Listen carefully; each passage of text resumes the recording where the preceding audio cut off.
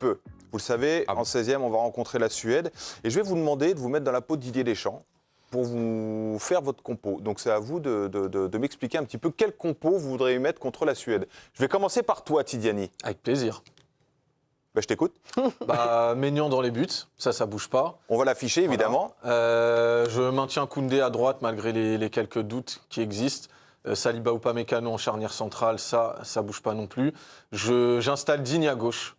Parce qu'hier encore, j'ai trouvé que Théo Hernandez montrait un manque de fiabilité déjà par rapport à son niveau défensif et sur cette faute qu'il commet sur le penalty. Je n'oublie pas aussi que le penalty d'Harry Kane il y a 4 ans, c'est lui. Sur un moment où... Il pêché. Non, mais... Il a une bonne mémoire. Je me rappelle qu'en 99 aussi, il avait été en retard à l'entraînement. Non, mais tu rigoles, Pierre, mais en fait, la bonne version de Théo Hernandez, moi, ça fait quand même 2-3 ans que je la vois plus. Je trouve que son apport offensif, qui est quand même l'une de ses premières qualités, on ne voit pas forcément. Alors peut-être que c'est une consigne tactique aussi, mais je veux dire, pour moi, du coup, ça perd de sa légitimité. Donc moi, je pense qu'il faut le sortir. Milieu de terrain, Tchouaméni, et moi, je maintiens Rabiot malgré ce que nous montre de très positif Manu Koné, mais je pense que Rabiot, dans l'équilibre global de l'équipe, avec sa faculté à compenser et son intelligence tactique, il est indispensable. C'est un choix de riche, là. Voilà. Et puis devant, pour moi, je garde cet attelage qui a montré durant la phase de groupe qu'il pouvait être viable, notamment sur le plan de l'implication défensive. Donc Doué, au coude à coude avec Barcola, mais je maintiens quand même pour le moment la confiance. Et Koundé, quelle raison justement de le garder pour toi? Plus de certitude que Gusto? Je pense qu'il faut, pareil, dans une logique d'équilibre global, avoir un joueur à vocation vraiment défensive, là où Malo Gusto est un très bon attaquant. Mais il défend mieux qu'avant quand même. Il défend mieux qu'avant, mais moi je préfère, dans une logique d'équilibre, garder Koundé. Mathieu? Alors Maignan, moi je changerais, je mettrais Warren. Parce que, en fait, en vue de ce qu'on demande pour les latéraux de l'équipe de France, on ne demande pas un apport offensif incroyable. On sait que c'est un poste qui pêche chez Warren. Et au niveau qualité défensive, je trouve que Warren a montré de grandes choses avec Paris, pas mal de certitudes. Et donc moi, je mettrais Warren. Derrière, Upamecano et Saliba. Moi, je laisse Théo Hernandez, comme j'ai dit avant, je trouve, en tout cas sur les matchs qui ont apparu avant, que Digne présente plus de défauts défensifs. C'est les deux seuls changements avec la compo de Tide, les deux latéraux. Ouais, exactement. Et c'est les principaux doutes aujourd'hui dans l'équipe. Moi, j'ai un petit doute aussi entre Koné et Rabiot. Sur le simple fait, je me dis peut-être qu'en mettant Koné titulaire, si tu dois faire rentrer quelqu'un, je préfère me faire rentrer Rabiot qui va apporter de l'expérience sur des fins de match, que ce soit offensivement ou défensivement, plutôt que Koné qui pourrait avoir un peu plus de mal à rentrer dans le match. Donc je préférais, si je devais, c'est vraiment Chadris, si je devais commencer, peut-être que je mettrais d'abord Koné, qui est vraiment en pleine bourre en ce moment. Dans la vue où si jamais je devais faire rentrer... Ce serait dur pour Rabiot quand même. Parce qu'il n'a pas failli sur les matchs où il a joué non plus. Oui, non mais honnêtement, il n'y a pas de mauvaise... Pour moi, je trouve qu'il n'y a pas de mauvaise réponse. Mais je me dis juste, voilà, si jamais en prévision, si tu avais un match un peu compliqué et qu'un des deux devait rentrer, je préférais voir Rabiot rentrer plutôt que Koné.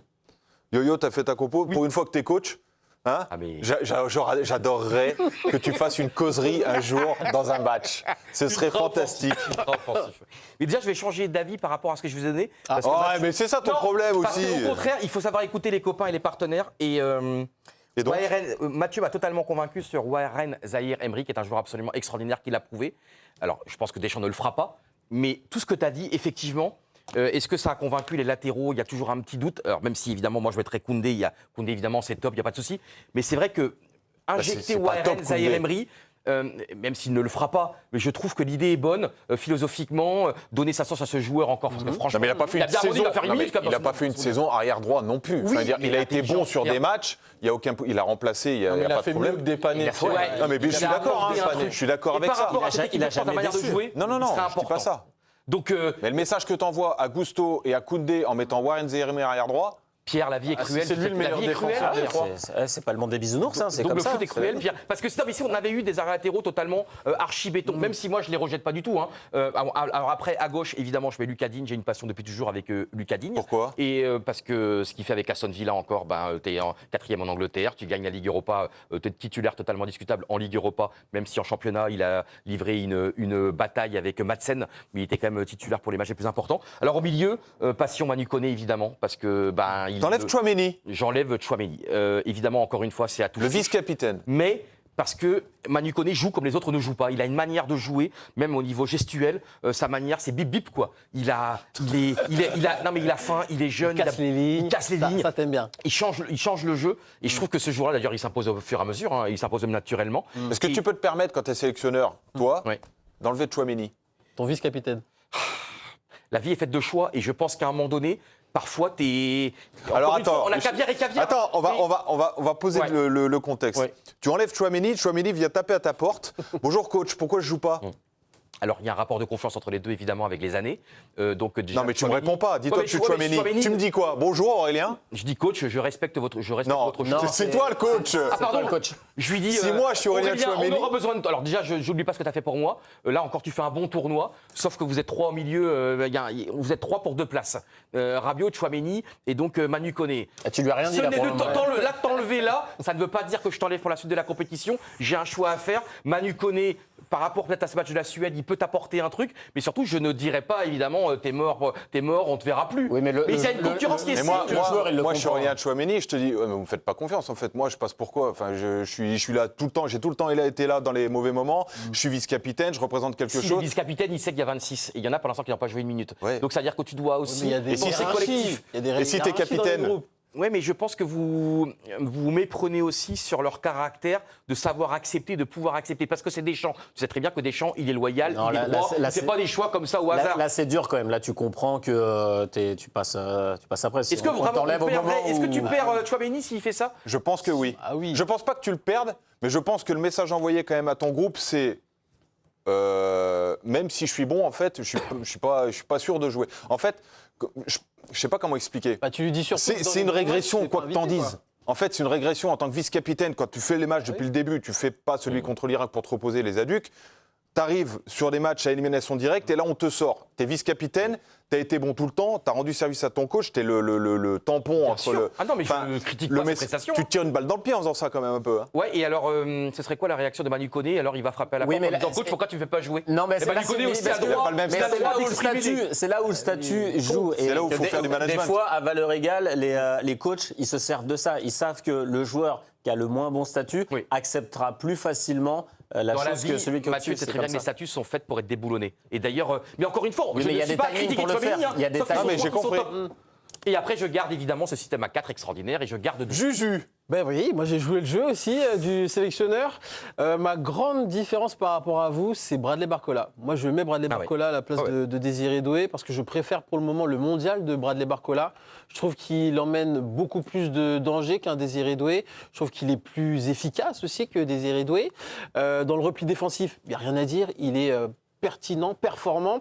Et Désiré Doué, je vous avoue que j'ai beaucoup de mal avec son mondial. Je le trouve pour le moment médiocre dans le jeu. On va me dire, oui, il a marqué hier. Mais sur une galette de qui? sur une passe décisive de Bradley Barcola. Mais Barcola, tu le vois aussi beaucoup en sortie de banc.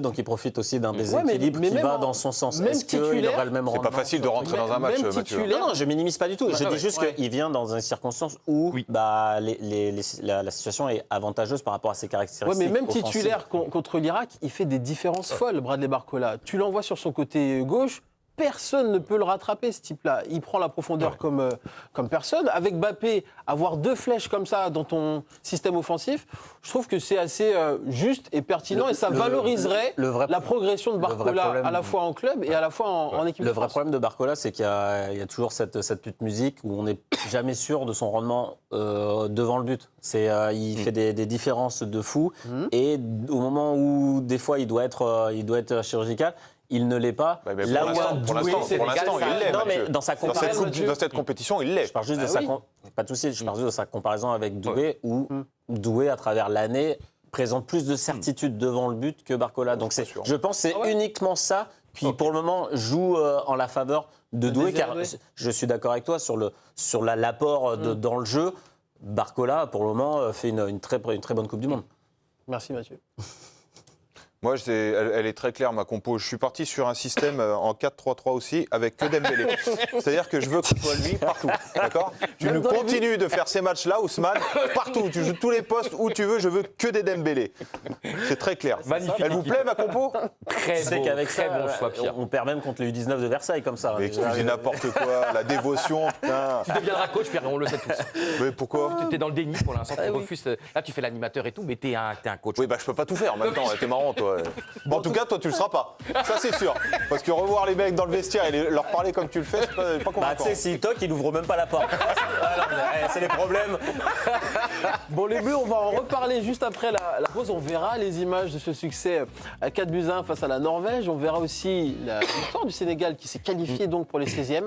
Et on parlera à la fois de David Gaudu, un peu de cyclisme, et de l'athlète avec Sirena Samba Mayela qui s'est livré longuement dans le journal de l'équipe. Et on a gardé quelques passages. Merci, Juju. De toute façon, ça va être tous les résumés des matchs de la nuit.